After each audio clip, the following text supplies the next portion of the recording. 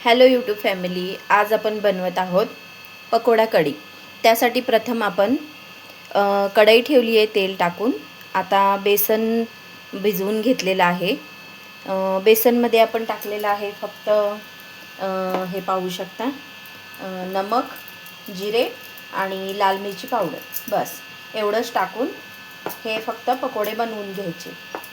Gas थोडी हलकी करूया।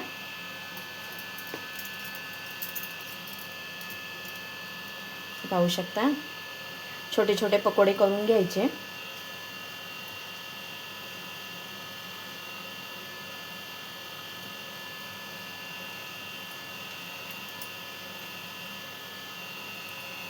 तुम्ही सर्वजण कसे आहात कमेंट बॉक्समध्ये नक्की सांगा। तुम्हाला ही रेसिपी कशी वाटली, माझे अनुभव मला सांगा, तुमचे अनुभव मला सांगा। तुम्ही पण नक्की करून बघा, खूप छान होते ही पकोडा कढी। बघा,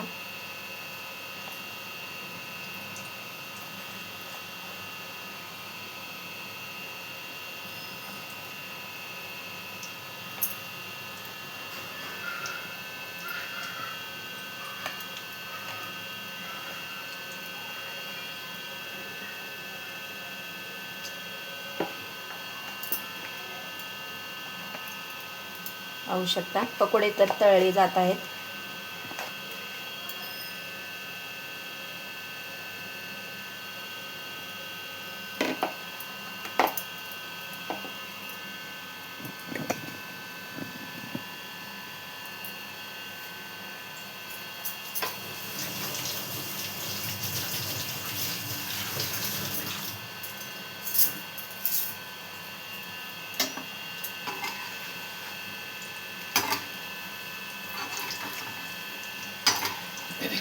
पकोडे पलटून घेऊया।